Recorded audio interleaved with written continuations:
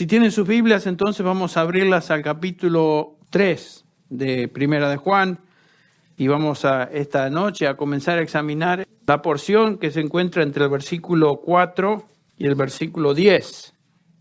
Versículo 4 al 10, que en su esencia nos habla de la incompatibilidad del cristiano con el pecado. La incompatibilidad del cristiano con el pecado.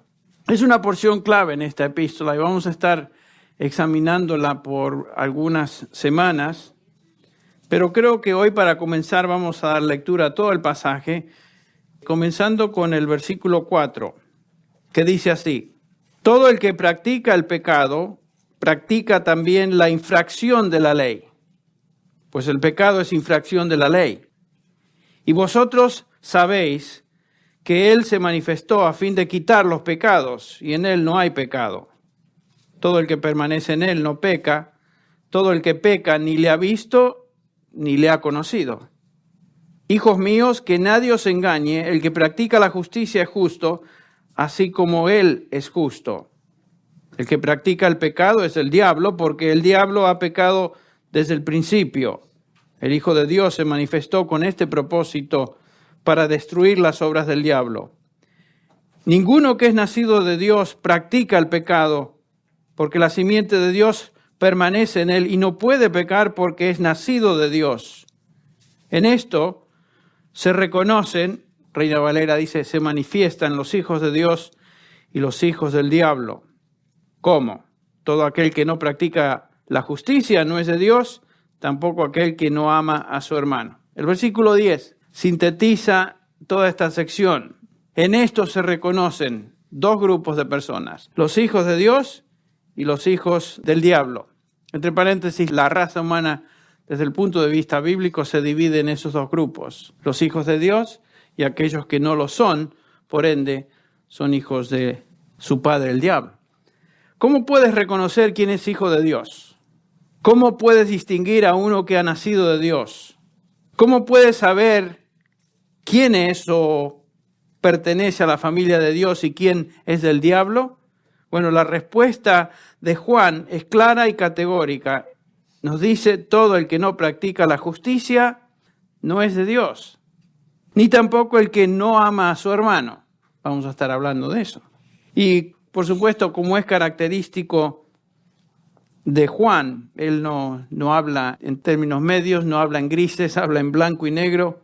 Y claramente este pasaje nos dice que un cristiano se puede reconocer por medio de su patrón de vida, su forma, su manera de actuar habitual, su patrón de vida, su conducta habitual. Si practica justicia, es de Dios. Si no practica justicia, Juan nos dice, no pertenece a Dios. Entonces no hay nada vago ni oscuro en esta división.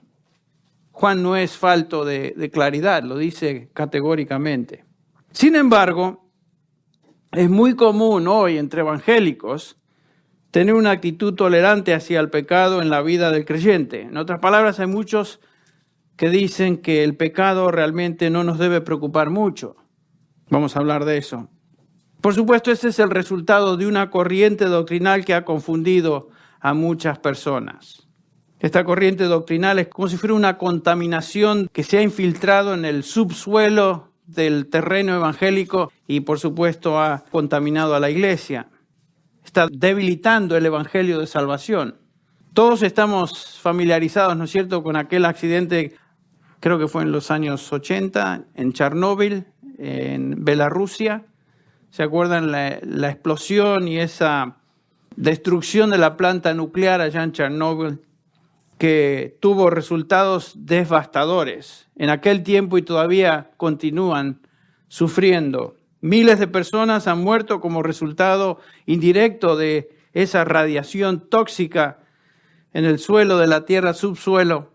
Las reservas subterráneas del agua fueron contaminadas y todos en ese lugar, todos en esa nación, de alguna u otra manera han sido afectados y continúan siendo afectados. Y por supuesto, esta es una apta ilustración de este tóxico doctrinal que, como dije, se ha introducido y se está propagando en la iglesia evangélica, afectando a muchísimos cristianos. El concepto bíblico del evangelio está siendo minado como consecuencia del concepto bíblico del pecado y la relación de el pecado, con el creyente. Y cada vez que salgo en un viaje así de conferencias y predicar en diferentes lugares del continente, me enfrento con esta situación. Es algo que realmente es común en la iglesia hoy. Es increíble leer y escuchar algunas de las declaraciones que hoy vienen de personas quienes se declaran evangélicas. En varios casos, profesores de teología en instituciones de educación teológica. Algunos de ellos los conozco. Algunas de estas afirmaciones, y simplemente les voy a leer algunas, ilustran lo que acabo de decir, este envenenamiento doctrinal que se ha introducido en la iglesia. Por ejemplo, escuchen ustedes. Algunos dicen, son extractos de diferentes libros que simplemente les estoy dando algunos párrafos de los mismos. El arrepentimiento no tiene nada que ver con apartarse del pecado, ni es requerido para la salvación. Esta es una declaración. Otra declaración. La fe puede perderse, no siempre es duradera. Un cristiano puede dejar de creer y todavía ser cristiano. Otra afirmación. La fe que salva es simplemente asentir a la verdad del Evangelio. Es la confianza de que Cristo remueve la culpa y da vida eterna, no es compromiso personal con Él.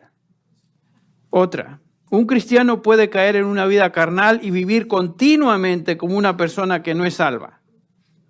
Imagínense, con ese tipo de declaración, por eso es tan fácil a veces pertenecer a una iglesia donde eso se tolera y se enseña. Otra, un creyente puede abandonar totalmente a Jesucristo y no creer más. Creyente. Dios se ha comprometido en no abandonar a aquellos que abandonan la fe. Los que creyeron una vez están seguros para siempre, aunque abandonen su fe. Otra, el arrepentimiento no es esencial para la salvación. El arrepentimiento de ninguna manera está relacionado a la salvación. ¿Qué les parece?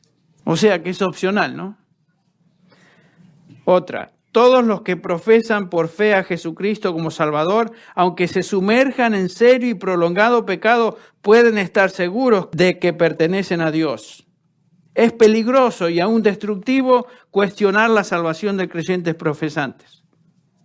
Otra, aún creyentes genuinos pueden dejar de nombrar el nombre de Cristo o confesar el cristianismo. Son declaraciones pero realmente increíbles, nos dejan boquiabiertos. Y yo tuve la oportunidad de escuchar algunas de estas declaraciones en clases de teología. ¿Cómo pueden estos individuos afirmar tales cosas y leer un pasaje como el que acabamos de leer? ¿Cómo pueden afirmar tales cosas y leer toda la epístola de Juan?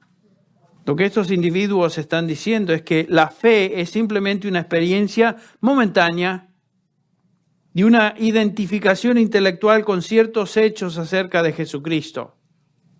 Según ellos, no es necesario demostrar arrepentimiento, ni obediencia, ni fruto espiritual para ser cristiano, es lo que están diciendo.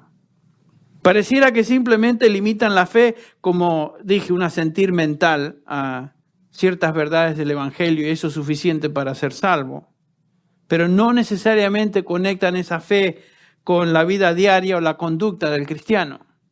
O sea, divorcian lo que uno cree de lo que uno vive.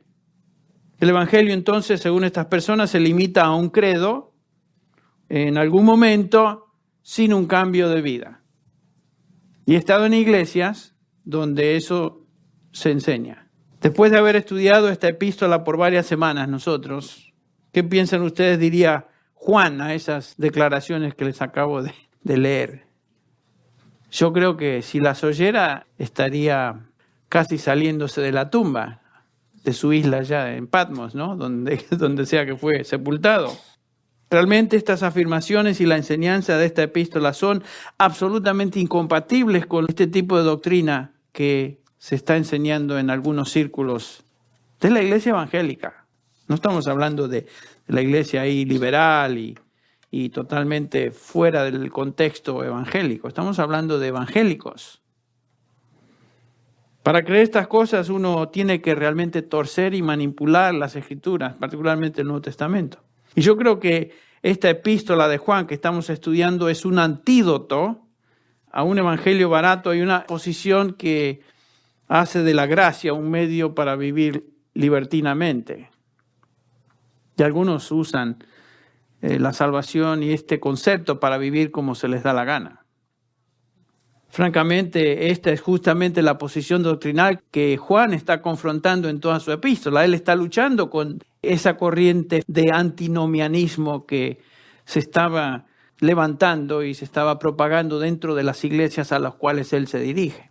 Siempre ha habido personas que se han introducido en la iglesia, como estamos estudiando, y han propagado mentiras diabólicas contra la verdad. Siempre las ha habido. Es de esperar. Y en la época de Juan, con la época que Juan escribe, un incipiente recién comenzaba a estructurarse como gnosticismo, existía entre estos falsos maestros y estaban contaminando, por supuesto, la verdad del evangelio que Juan está enseñando. Estos falsos maestros básicamente enseñaban que lo que importa es la mente, el alcanzar un alto grado de conocimiento esotérico. Eso es lo que importaba. La idea es que el cuerpo físico, lo que el cuerpo hace, no era importante, se ignoraba. Lo que uno hacía con el cuerpo era irrelevante, no tenía ninguna relación con el espíritu. Hacían esa gran división entre lo que el cuerpo pide y hace, no tiene nada que ver con mi mente y mi espíritu. ¿Ven? Entonces, los divorciaban a ambos. El más puro conocimiento espiritual, decían ellos, la religión más noble es la religión de la mente, la conciencia interior.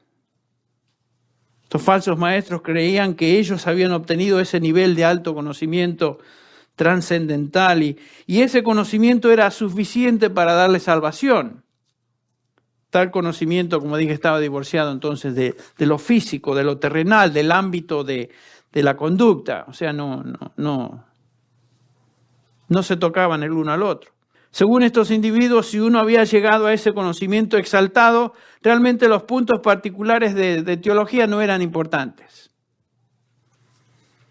Uno podía tener un concepto equivocado de Dios, lo estamos viendo en esta epístola, un concepto equivocado de Jesucristo, un concepto errado del Espíritu Santo, y todo estaba bien, siempre y cuando uno tuviera este alto conocimiento, este conocimiento secreto, esotérico de Dios, decían ellos. Y por supuesto Juan, a través de su epístola, confronta a esta falsa doctrina, a esta falsa enseñanza, proveyendo una serie de pruebas doctrinales, como hemos estado viendo, que nos enseñan, por supuesto, que si tu teología está equivocada en estos puntos, entonces tú no puedes ser creyente. Esa es la conclusión de Juan. Tú no puedes ser cristiano.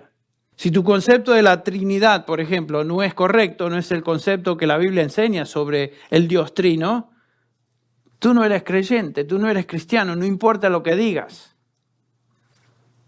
Doctrina torcida en estos puntos fundamentales equivale a condenación eterna. Por eso la doctrina es tan importante, ¿ven? Algunos dicen que la letra mata, el espíritu edifica. ¿Cómo vamos a dividir eso? Toda conducta cristiana se basa ¿en qué? En doctrina. Si no tenemos doctrina, entonces no, ¿en base a qué nos conducimos? Muchos dicen en base a experiencias, los gnósticos decían eso, en base a un conocimiento esotérico, como vimos el domingo, en base a visiones, sueños que he tenido. Y cualquiera entonces puede llegar a conclusiones aberrantes, las que él quiera o ella quiera. Porque al fin y al cabo no hay nada que lo aferre a un credo, a una declaración, revelación de Dios objetiva, que es la palabra de Dios. Entonces, un falso concepto de Dios, de Jesucristo, al Espíritu Santo, definitivamente te pone en un lugar, Juan diría, en una posición de que no eres cristiano o cristiana. En el capítulo 4:2, por ejemplo, Juan declara, en esto conoced el Espíritu de Dios, todo espíritu que confiesa que Jesucristo ha venido en carne es de Dios. Y noten que aquí Juan incorpora en un versículo a Dios Padre, a Jesucristo y al Espíritu Santo. Es imposible ser cristiano sin creer correctamente lo que la Biblia nos enseña en cuanto a Dios. Y Dios es trino. Dios es trino. Entonces, si somos cristianos, creemos en la Trinidad. Cuando Jesucristo, antes de partir dio la gran comisión a sus discípulos, les dijo claramente, ir por todo el mundo, hacer discípulos, ¿no es cierto? ¿Y cómo lo iban a hacer? Enseñándoles todo lo que yo os he enseñado. ¿Y después qué? Bautizándolos, no en los nombres, sino en el nombre del Padre, del Hijo y del Espíritu Santo. Noten que dice, en el nombre hay un Dios, 3 personas. ¿Cómo podemos reconciliar eso? No lo entendemos, pero esa es la declaración bíblica de la Trinidad. En el nombre del Padre, del Hijo y del Espíritu Santo. Eso es lo que hacemos cuando bautizamos. Ustedes creían que era una formulita linda que uno utiliza para... No, eso es lo que el Señor Jesús nos enseñó a hacer.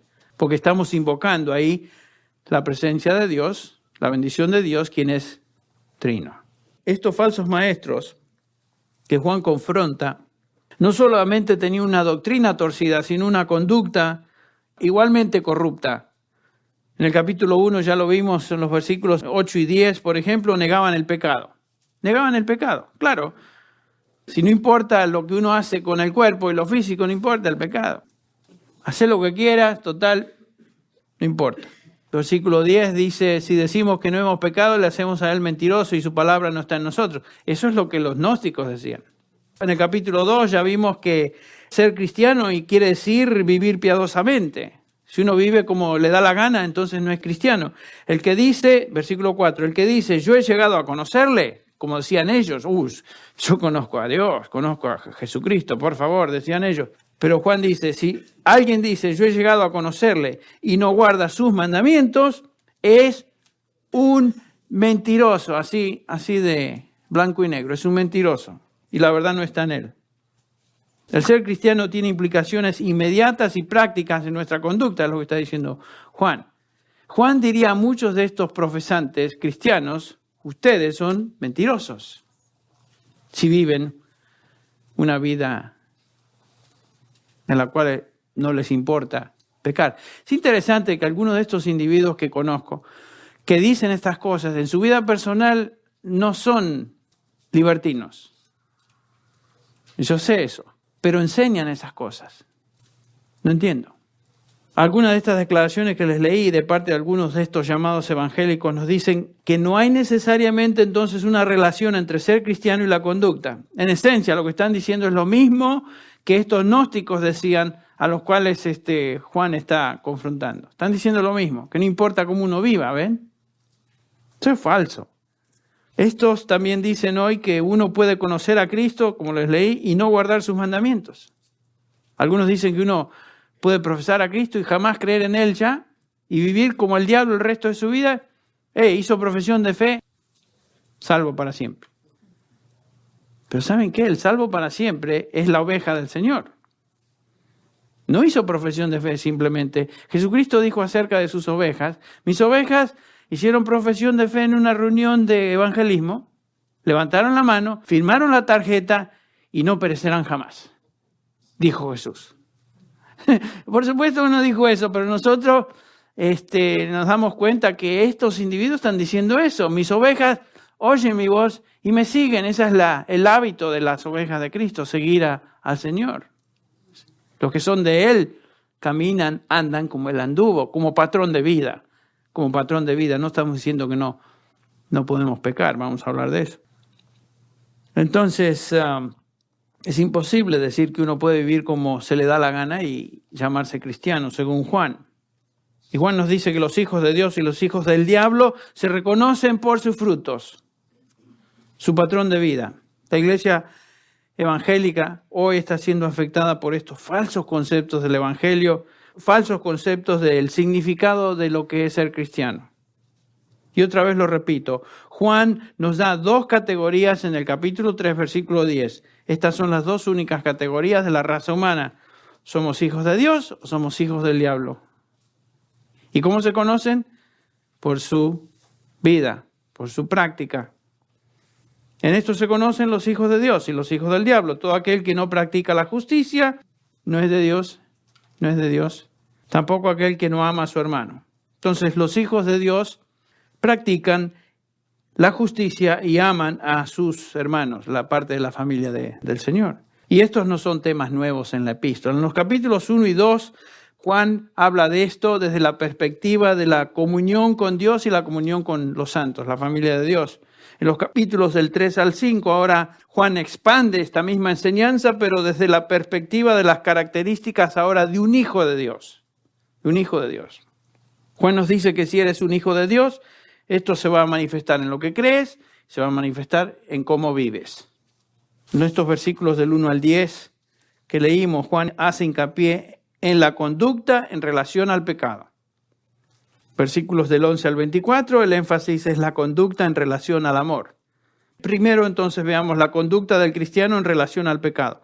Noten los versículos 6 y 9. Todo aquel que permanece en él no peca.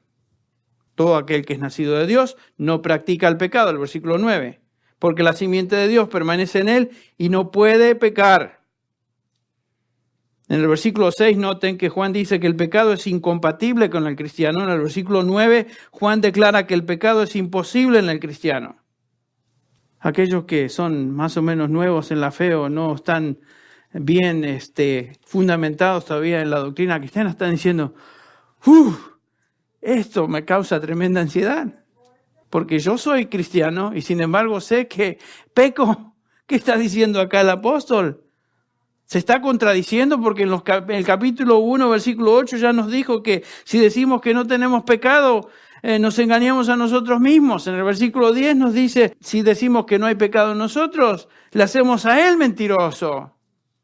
¿Qué le pasa a Juan? ¿Se le quemó algún fusible en la cabeza? ¿Qué pasa? No, vamos a hablar de eso. ¿Cómo armonizamos estas dos cosas, estas dos aparentes contradicciones? ¿Cómo armonizamos esto? ¿Cómo es posible que en el capítulo 1 el apóstol nos dice que tenemos que admitir nuestro pecado y en el capítulo 3 nos dice que el cristiano no puede pecar? La pregunta es, ¿puede un cristiano pecar y aún ser cristiano? ¿Cuánto puede pecar un cristiano? ¿En qué sentido es imposible para un cristiano pecar? Estaremos contestando esas preguntas. Es obvio que la Biblia no se contradice a sí misma. El Espíritu Santo, quien es el autor de la Escritura, no nos dice algo en un pasaje y nos va a contradecir eso en otro pasaje. No, la Biblia es una unidad. Es importante entonces interpretar cada pasaje, compararlo con los otros, pero interpretarlo con cuidado y es lo que vamos a hacer. Así que si tú estás un poquito ansioso en cuanto a lo que estás escuchando, no temas. Vamos a llegar a la interpretación correcta de lo que Juan nos enseña.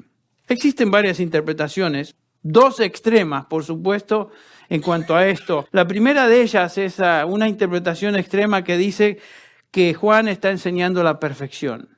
Algunos enseñan que Juan estaba hablando de la perfección de conducta. En otras palabras, estos individuos dicen que un cristiano puede llegar a un estado espiritual donde ya no peca. Y he conocido a algunos, personalmente los he conocido. Dicen ellos que ya no pecan. Increíble, ¿no? Bueno, esta serie de conclusión sería apropiada si Juan nos estuviera hablando de pecados individuales. Pero vamos a ver lo que está hablando. ¿Qué es lo que está diciendo Juan? ¿Que un cristiano puede llegar a una condición donde ya no comete ningún pecado? ¿Es eso lo que está diciendo?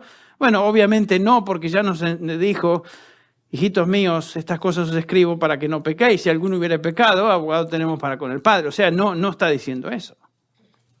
El otro extremo de esta posición es que se encuentra en lo que les mencioné a través de estas afirmaciones, es la posición antinomianista.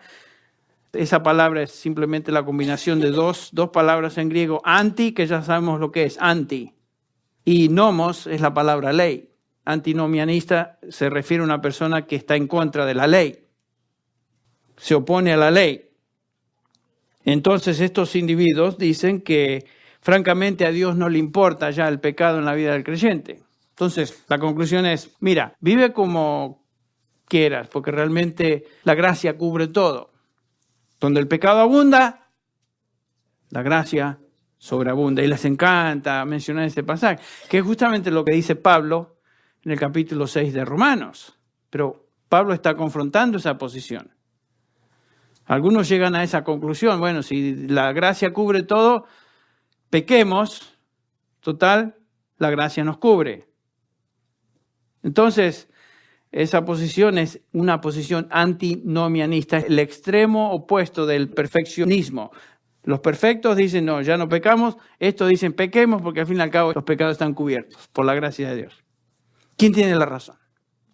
¿El perfeccionista que dice que un cristiano puede alcanzar un estado de perfección cuando ya no comete pecados? ¿O el antinomianista que dice que realmente no importa si uno peca, por tanto no tenemos que hacer mucho caso al pecado? Dios nos perdona, la gracia nos cubre. ¿Quién tiene la razón? La verdad es la siguiente, que los cristianos sí pecan, cometen pecados, y la otra parte de esa verdad es que sí es importante. Es importante para nosotros, es importante para Dios. No podemos negar que pecamos, pero también sabemos que debemos evitar el pecado. Otra vez, capítulo 2, versículo 1. Hijitos míos, estas cosas os escribo, ¿con qué propósito? Para que no pequéis. Y le habla a ellos como hijitos míos. En otras palabras, son creyentes. Son creyentes. Para que no pequéis. Y si alguno hubiere pecado, abogado tenemos. Gracias a Dios que tenemos abogado, ¿no? Quien está a la diestra del Padre. ¿Y qué hace hoy? Intercede por nosotros. ¿Por qué? Porque pecamos. Porque necesitamos un abogado defensor, quien es el Señor Jesucristo. Lo necesitamos y Dios lo sabe. La pregunta aún es, ¿cómo es que Juan dice que uno que es nacido de Dios no peca? ¿Cómo es posible que el que permanece en Cristo no peca? Bueno, algunas explicaciones posibles. La explicación tradicional de la Iglesia romana es que, bueno, Juan está hablando de pecados mortales. Hay una gran diferencia entre los mortales y los veniales. Bueno, es la explicación que ellos dan. En primer lugar, es muy difícil llegar a esa conclusión porque Juan no hace ninguna diferencia entre un pecado mortal y un pecado venial. Es un invento. ¿Cuál es un pecado mortal y cuál es un pecado venial? Es un invento eso. El alma que pecare, morirá. Sea venial o mortal, punto final. El que pecare, morirá. Otra explicación que por ahí se ofrece es que Dios ya no presta atención al pecado en la vida del creyente. Ya la mencioné, los antinomianistas. Pero esta es la posición que Juan está confrontando. Juan dice que si tú crees que el pecado en tu vida no importa, tú no eres cristiano, es lo que está diciendo Juan. Otra explicación es que Juan se refiere o se está refiriendo solo a la naturaleza nueva. O sea, esa nueva criatura, la nueva creación. Y entre paréntesis, esta es una posición muy, muy común. Muy común. Entonces Juan está diciendo que uno no puede pecar en su naturaleza nueva. Pero otra vez, no podemos decir eso porque Juan no está haciendo esa distinción. Juan no está hablando de naturaleza nueva, nueva criatura y vieja criatura. No está hablando de eso. Y al fin y al cabo, cuando yo no peco, o cuando yo peco, cuando tú pecas, somos nosotros los que pecamos. No podemos hacer esa gran división. Bueno, en estos momentos mi naturaleza nueva no está pecando, pero es la vieja la que está pecando. Cuando peco, peco. Yo no estoy haciendo esa división, a menos que uno de ustedes lo haga. Si lo hace, venga a hablar conmigo terminando la reunión. Entonces, otros dicen que Juan se está refiriendo a pecados deliberados en contraste a pecados inconscientes.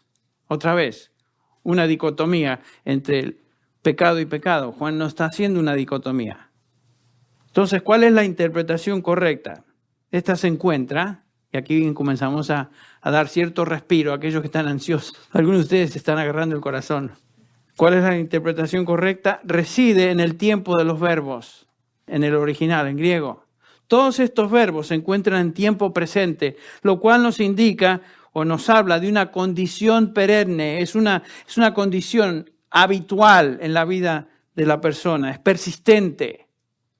Por ejemplo, el versículo 4, todo el que comete pecado, está diciendo, todo el que continuamente comete pecado, está hablando de una continua acción de pecar, no cometer pecados. Uno que vive en pecado es lo que está diciendo. Versículo 6, todo aquel que permanece en él no peca, otra vez presente, no continúa en pecado. No es el patrón de su vida ese. Versículo 9, todo aquel que es nacido de Dios, ahí sí, los traductores lo traducen, no practica el pecado, que está hablando de una continua actitud y un continuo pecar. Porque la simiente de Dios permanece en él y no puede pecar. En otras palabras, no puede pecar ¿qué? Continuamente. No puede estar continuamente pecando.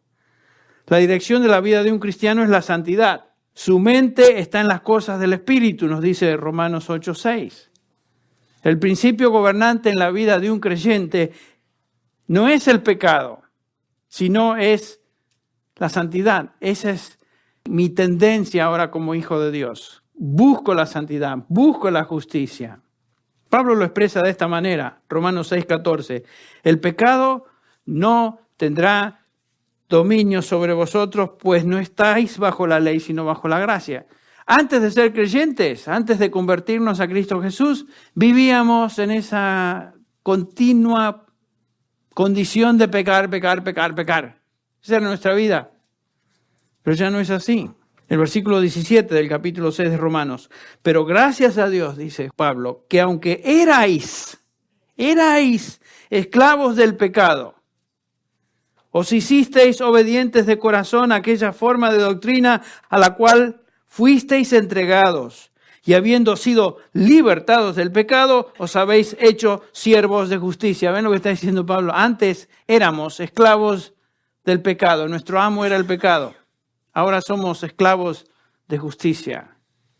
Antes nuestro amo era Satanás, ahora nuestro amo es Jesucristo. Hemos sido transferidos del reino de las tinieblas, Colosenses 1:13, al reino de su amado Hijo. ¿Ven lo que ha sucedido? Ya no somos lo que éramos. Entonces, Juan se está refiriendo a un patrón de vida. Todo aquel que es nacido de Dios no practica el pecado porque la simiente de Dios permanece en él. Está hablando del Espíritu Santo, la nueva naturaleza, a través de su Espíritu reside en nosotros y no puede estar pecando porque es nacido de Dios. En eso se manifiestan entonces, por esa razón, los hijos de Dios y los hijos del diablo. El hombre sin Dios, el inconverso, vive en la carne y hace los deseos de la carne. Esa es su vida. El cristiano no vive de esta manera, sino que practica la justicia. Y Juan nos da 3 razones en este pasaje que estamos considerando. El cristiano no peca continuamente, ¿por qué? 3 razones, y vamos a ver la primera nada más hoy, porque no nos va a alcanzar el tiempo. En primer lugar, el pecado es incompatible con la ley de Dios. Le menciono el 2 y el 3. El pecado es incompatible con la obra de Cristo. Y número 3, el pecado es incompatible con el ministerio del Espíritu Santo. Estos son 3 argumentos de la santidad en la vida del creyente, por supuesto, concebidos por el Espíritu Santo y aquí enseñados por el apóstol Juan, en este estratégico pasaje de la epístola. Bueno, veamos el primer argumento. El pecado es incompatible con la ley de Dios. Versículo 4 dice, todo aquel que comete pecado infringe también la ley, pues el pecado es ¿qué? Infracción de la ley. Literalmente el griego dice, todo el que está haciendo pecado está infringiendo la ley. La palabra pecado, amartía, quiere decir errar al blanco o irse de la senda marcada. Pecar es transgredir la ley de Dios, los parámetros que Dios ha establecido. Y cada vez que pecamos estamos haciendo eso. Estamos rompiendo los parámetros que Dios ha establecido para el hombre. Y Juan no está hablando de pecados sueltos o de simplemente una u otra violación, sino que está hablando de una actitud de indiferencia a la ley. Es vivir como si no hubiera ley. Es comportarse como si no hubiera alguien que ha establecido la ley. Y por supuesto, el no creyente vive así. Vive como si no hubiera ley de Dios, vive como si no hubiera Dios. Aunque a veces dice, ay Dios, nada que ver. Ni le presta atención. Se acuerda de él cuando las papas queman.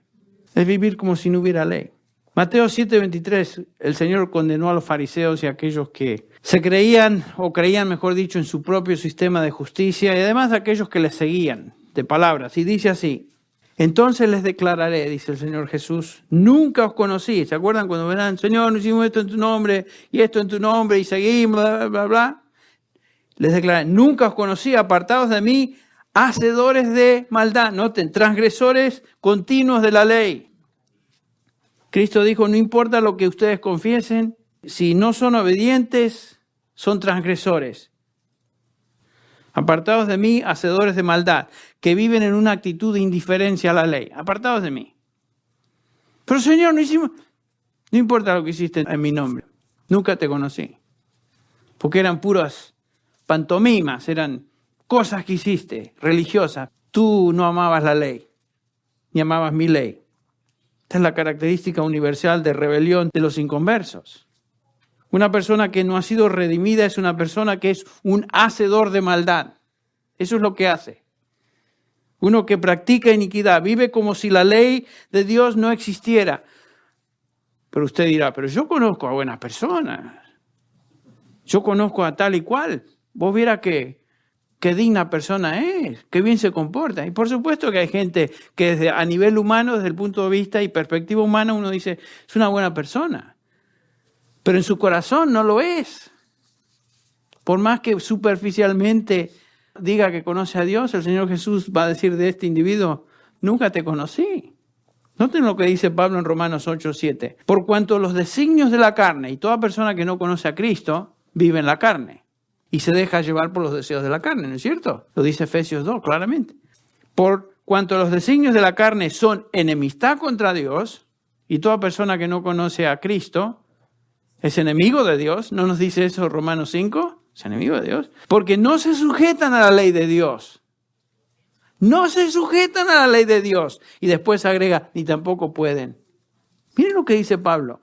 Todo inconverso no se sujeta a la ley de Dios, es enemigo de Dios, ni puede sujetarse, por más que quiera hacerlo. Realmente no quieren. No quieren. Y los que viven según la carne, los que no conocen a Dios, no pueden agradar a Dios. ¿Saben qué?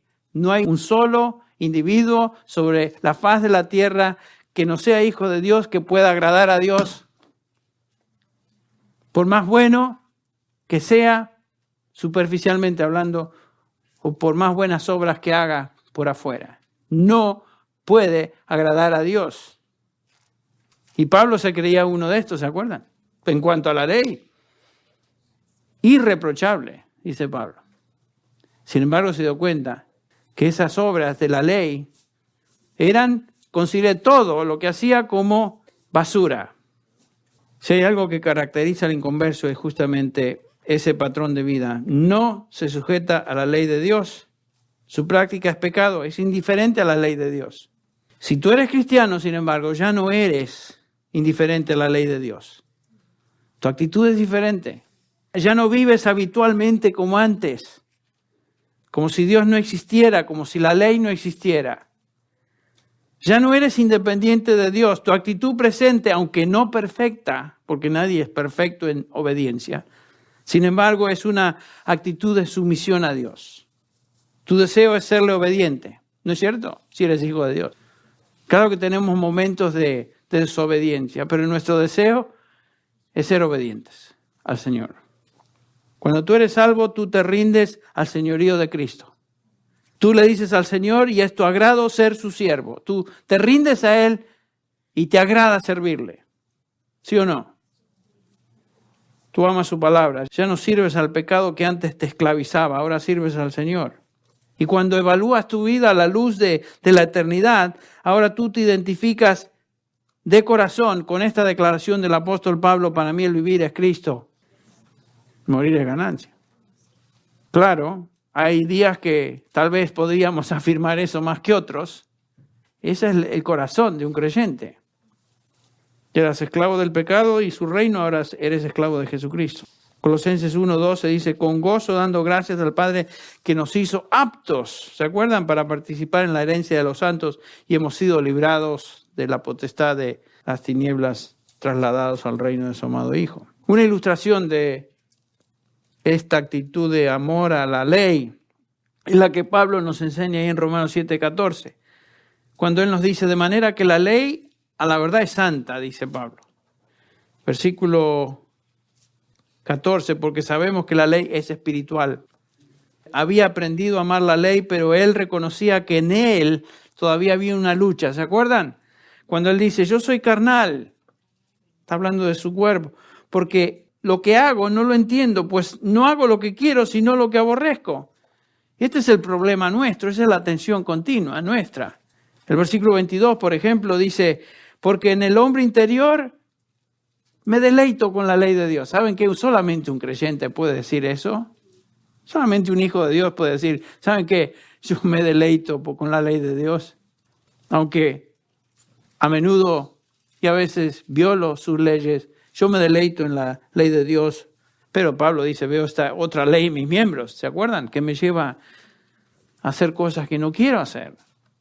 Esta es la declaración de uno que ha sido redimido por Dios. Es hijo de Dios. Se deleita en su ley. No vive en un estado de indiferencia.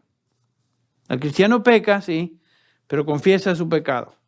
Y continúa amando la ley de Dios. Porque aunque no pueda cumplirla a la perfección, ¿no les pasa a ustedes que ustedes regresan a la palabra y están leyendo y disfrutan? Gracias a Dios por esta verdad. Gracias a Dios por esta otra verdad. Gracias a Dios por esto. Y reconozco, uy, cuántas veces he transgredido esto. Pero amo esa verdad. Me deleito en eso. Ya no vivimos bajo esa esclavitud del pecado. Dice Pablo, porque la ley del Espíritu de vida en Cristo Jesús te ha libertado de la ley del pecado y de la muerte, dice el capítulo 8 de Romanos. Pues lo que la ley no pudo hacer, ya que era débil por causa de la carne, Dios lo hizo enviando a su propio Hijo en semejanza de carne de pecado y como ofrenda por el pecado condenó al pecado en la carne, para que el requisito de la ley se cumpliera en nosotros. ¿Quiénes? Los creyentes, que no andamos conforme a la carne, sino conforme al Espíritu. Porque todos los que son guiados por el Espíritu de Dios, dice el versículo 14, los tales son que hijos de Dios. Solamente un hijo de Dios es guiado. Tenemos un nuevo soberano, un nuevo Señor. Somos hijos de Dios. Y por lo tanto vivimos habitualmente en obediencia a Él y en obediencia a su ley. En resumen, lo que Juan nos dice es lo siguiente. Es que la dirección y tendencia de vida en un cristiano es la justicia. Esa es la tendencia, esa es la dirección. Esta es la característica. El pecado y la injusticia era su vida antes de pertenecer al Señor. Si eres hijo de Dios, nos dice Juan, la simiente de Dios está en ti. La naturaleza de Dios está en ti por medio de su Espíritu. Y esta realidad ha afectado toda tu vida. Toda tu vida. Y no de una manera superficial, sino de una manera radical. Antes eras rebeldes, vivías como si Dios y su ley no existieran. Esta es la característica del resto de la gente. Hoy vives en sumisión a la ley de Dios. Aquellos que han nacido de nuevo, los hijos de Dios, han sido radicalmente transformados. El pecado ya no es un factor dominante en nuestra vida. Ahora amamos a Dios y amamos su ley. Entonces, el primer punto que Juan subraya en este pasaje es que el pecado habitual es incompatible con la ley de Dios. La próxima vez nos enfocaremos en el segundo énfasis. El pecado es incompatible ahora con la obra de Cristo. Lo que está diciendo Juan es que el pecado es incompatible en la vida del creyente. Eso está diciendo. Bien, vamos a orar. Padre, te agradecemos por tu palabra que nos instruye. Señor, nos enseña, nos redarguye, nos guía. Es tu ley, tú la has establecido, Señor, y como hijos tuyos amamos esa ley. Reconocemos que a menudo transgredimos tu ley. Pecamos, y por eso es que necesitamos que la sangre de Cristo nos limpie de todo pecado. Y gracias, Señor, porque Él está a tu diestra, Padre, intercediendo por cada uno de nosotros. Y que si pecamos, podemos confesar nuestros pecados, sabiendo que tú nos limpias y nos perdonas. Por aquel que pagó por nuestros pecados, Cristo Jesús. Gracias, Señor, porque la eficacia de la sangre de Cristo, lograda en la cruz del Calvario, continúa su efecto limpiándonos de todo pecado. Te alabamos por eso.